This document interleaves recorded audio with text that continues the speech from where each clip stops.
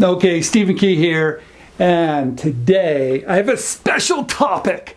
I want to talk about service providers, people that can help you along your journey to commercializing your inventions.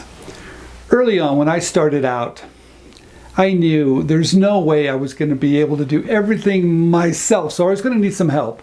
I actually partnered with Russell Hicks early on, and Russell I met at Worlds of Wonder, and he did all the illustrations for Teddy Ruxpin, and this guy was fantastic. And I knew I needed help because I could come up with ideas, but I couldn't really bring them to life. And Russell could, because he could illustrate anything and everything. So that was a great partnership, and it worked out beautifully. I get questions all the time. Steve, can you please tell us what service providers that could help me along the journey? And I want to do this video on how to select service providers because you're going to need some help. You cannot do everything yourself. So first thing, number one, if you're dealing with anybody out there, maybe you need a prototype, or maybe you need a file for a patent, or maybe you need CAD drawings. I don't care what it is. If someone is pressuring you to sign up for their program or their service, and they're calling you constantly, and they're just pressuring you to make a decision quickly, that is a red flag. Never be pressured to do anything quickly. You need to kick the tires on anybody you're going to work with. And you also need to sleep on it. You need to ask some questions. You need to get some references, all those type of things. So number one, don't be pressured in making decisions, especially when it comes to your invention, quickly. Okay, number two, there's going to be a few service providers out there that are going to sow fear that if you don't hurry up and file that patent, or if you don't hurry up and do something quickly, someone's going to steal your idea, they're going to beat you to the punch, or they're going to take your idea and someone's going to come up with the same idea and bring it to the market quicker than you are. There's a lot of people out there that are going to sell fear. And it bothers me that they're doing that because you should never be fearful. You should be careful, but never fearful. So if someone is selling you fear, like, hey, you better get a patent on that, or hey, you better hurry up before someone else does it, that's another red flag. Don't. Educate yourself, grab some great information on this YouTube channel, or maybe reading articles, whatever you have to do. But do not let fear push you into making decisions quickly. You have to educate yourself once again. Okay, I have a lot of these, so just bear with me. Number three, if a company has changed their name, that's a red flag to me. You see, if you started a company and you're a service provider, and for some reason, I mean, that takes a long time. It takes a long time to build goodwill with your name. It just does.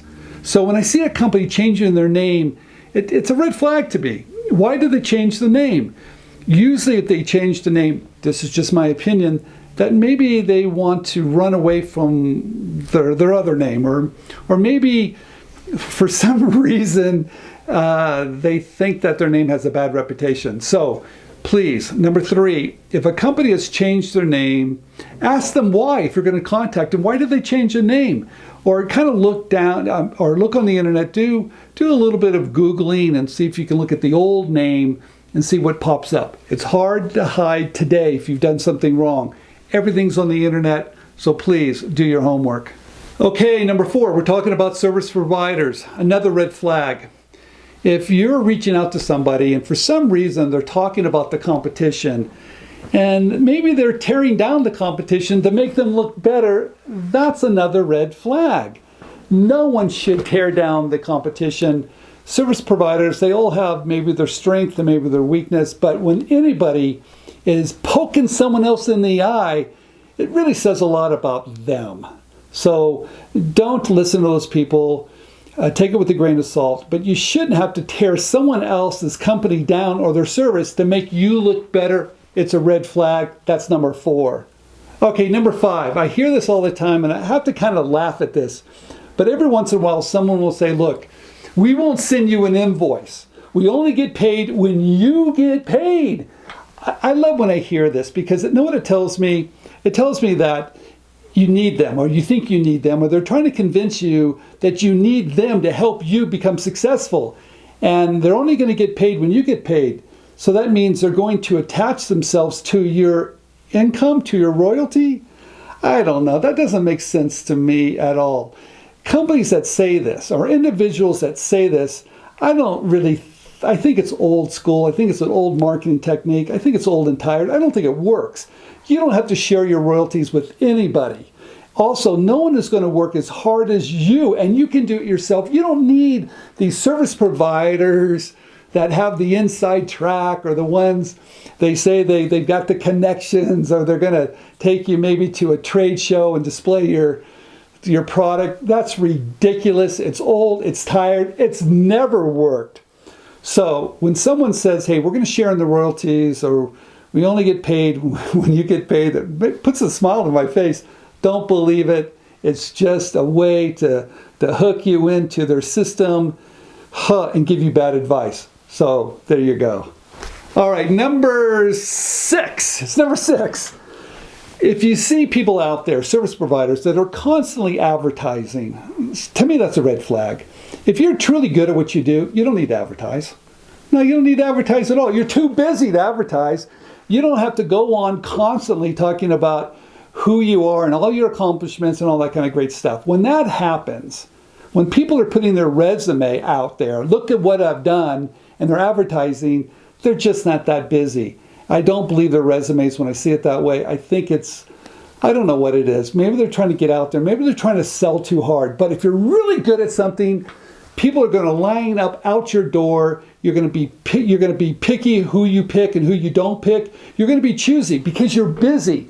Busy people, companies that are extremely good at what they do, don't advertise. All right, number 7. There's going to be a lot of service providers out there that are going to claim that they have access to the right people. They're going to claim that they can get you in front of the buyers, or they're going to claim that they can get you in front of the right manufacturers. They're going to claim that they know everybody and they have complete access. Don't buy into it. I don't believe it at all. In fact, you can get to anybody today. If you're a professional, if you're on LinkedIn, if you're educating yourself, if you have the right knowledge, education, you can reach out to anybody and get to anybody. When someone is selling access, you know what they're selling? They're not selling anything is what they're doing. They're trying to sell you something. Maybe it's a booth, or maybe it's some type of webinar. I don't know what it is. You guys, you don't have to pay for access today. You can get to anybody. So don't believe it. Do your own homework, because you want to get the access yourself. You don't want someone in between helping you with the access. You have to feel confident that you deserve to be at the table. You can do it yourself. So if someone is going to be a door opener for you, don't believe it. All they're looking for is to get paid somehow, and they're not that helpful. Okay, number 8. Okay, there's going to be a lot of service providers, or there's going to be a lot of companies you're going to reach out to. And any company that's got a third party that's reviewing your products, maybe they hired a contractor or independent guy to review their product submissions. I know there's quite a few of those guys out there. They claim that they're their expert. They claim that they can see a hit. They can see a hit a mile away. Don't believe it. It's another layer of a middleman. You're trying to get rid of middlemen. You don't need a middleman, and that's exactly what this is. When a company that's looking at outside inventions, outside submissions, and they have embraced open innovation, but they've hired a third party to review them, that's crazy. That doesn't work. That third party, that independent person, no way they can do the volume, they can do a good job. There's no way they know everything that's happening within the company. It's ridiculous. You want to submit to companies that have an internal product submission department. That's right, that they look at it, they bring a team in, and a lot of different people are looking at it. Not just one person that thinks he knows it all. It does not work that way. So if you see that type of service provider, don't believe it. It's just a smokescreen. It's just another layer. It's a middleman. It does not work. Okay, so what else can you do to avoid getting scammed or taken advantage of or being overpromised? What could you do to avoid these service providers that are just going to sell you something that just doesn't work? Number one, here you go. Always type in the person's name or the name of the company on Google, type in lawsuits, type in complaints, and dig around. Now, what you're going to find, if they've done something wrong or not appropriate, you're going to find that someone's going to talk about it, and they're going to complain about it, because you can complain about everything these days. But be careful when you do that. The first couple pages, you might not find it. You might have to dig a little bit deeper, because these companies are really good at hiding some of the things that have gone wrong. But also, if you do see something that's wrong, read it very carefully, because sometimes people complain about anything, and it's not even a fair complaint. No one's perfect at this, and people are going to make mistakes. You just want to find a company that's got a good reputation, that doesn't have a history of problems that you can find on the internet. Number two, make sure if they've got a website, hopefully they've got a website, that there's some testimonials up there that are actually current, not old testimonials from 10 years ago, maybe not ones that are at least 3 years old. Make sure they're current. Make sure they're actually helping people using the latest techniques, the latest strategies, and they're helping people today. They're helping people commercialize their inventions, and they have testimonials that aren't just that 1 or 2 sentences. They have testimonials that go on that really explain the person's experience that they've had working for that particular service providers. Testimonials are real, but please look them over and make sure they have enough, and make sure they are current. Here you go, guys. Number 3, get referrals. I think it's really important that whoever you're going to have someone do some work for you, get a few referrals. Call those people up. Ask them about their experience that they've had with the service provider. If a company will not give you any referrals, that's a red flag. And make sure it's 3 or maybe 4 people. Call them up and just have a nice conversation. You're not trying to dig too deep, but just say, hey, how was my experience? Were you treated fairly? Did you get the service from them that they said they were going to provide? It's a great way. It's very easy to do. And that's number 3. Okay, number 4. I think it's number 4. Yeah, number 4. When you're checking out a service provider, make sure they're on social media. Make sure they're on LinkedIn. Maybe they have a Facebook or Instagram. It's really a simple test. If any service provider is not actively on social media, that's a red flag for me. Because if they're not on social media, it tells me that they don't want that type of exposure. They don't want to interact with the public. If you're a company that's doing a good job, you're going to be on social media and you're going to be interacting with customers. It's just obvious. It's good marketing today. In fact, it's really important marketing today. So companies that are not on social media, it just tells me that most likely they're going to have people that are going to be poking them in the eye for things that they've done, and they want to avoid it. That's why they're not on social media. So that's another red flag. Okay, number 5. What I want you to do is just realize that a lot of these service providers are going to have affiliate programs. They're going to have relationships with other types of companies too. I've noticed that when a company is not providing a good service, they usually kind of band together with other companies that are not providing a good service. For some reason, what did it say? Birds of a feather flock together. They do, because they're in the same type of game of taking advantage of people.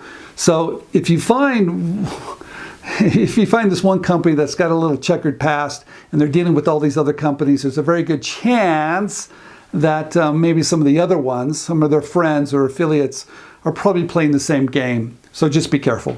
Okay, number 6, and I'm getting tired doing this video. Number 6, there's going to be a lot of organizations that are going to be on the internet, and some of these organizations do a really good job. They've been around for many, many years, and there's some organizations that I don't think are really providing any really type of service. And these organizations could even include 501c3s, these so-called nonprofits that are supposed to be so honest. Some of these nonprofits don't really help. There's no education on their site. They're just helping their sponsors, and or maybe their board of directors, or maybe their service providers are on the board of directors, so they're kind of just feeding business to them. But you can always recognize those type of companies because if you go to their websites, look and see what they're providing. Are they educating? What are they doing to really help?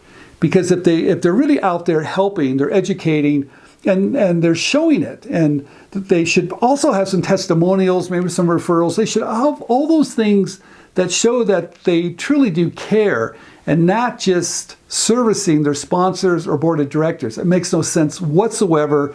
So whoever you're looking at on the internet, make sure they're the real deal and they're really trying to help you. Okay, number 7, get everything in writing.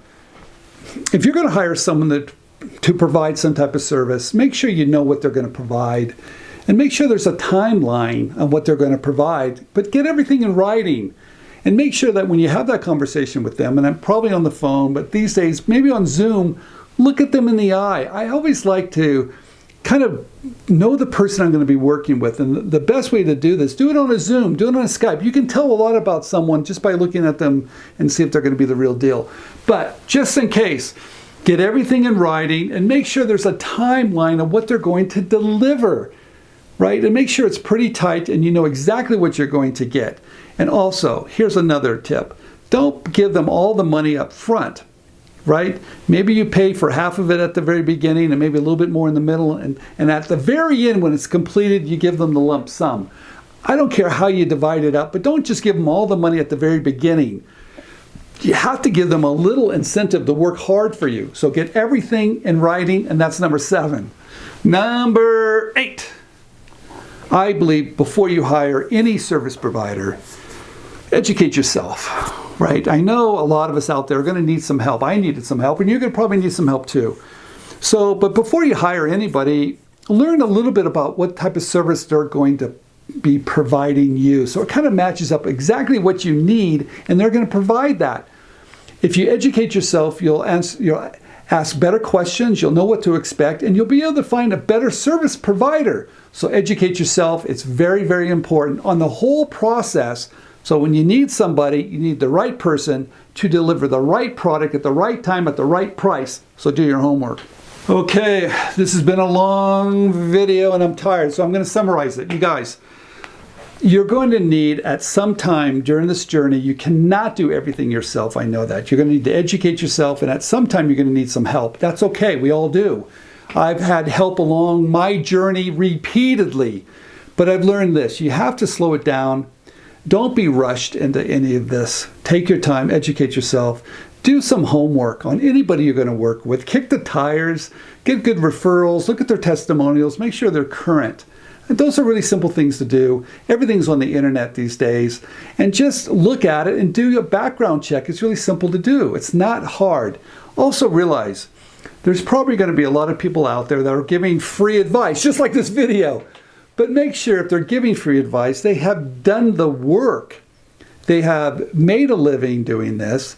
They've done it not just with the one idea, maybe not 2, maybe not 3, maybe they've made a living doing it, so they know the big picture.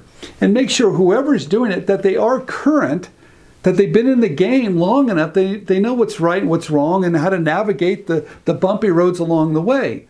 Just because there's free advice doesn't mean you want to take it, because it can be extremely expensive. So this is Stephen Key. Thank you for watching these videos, and tell your friends and subscribe down below. I'll see you next time.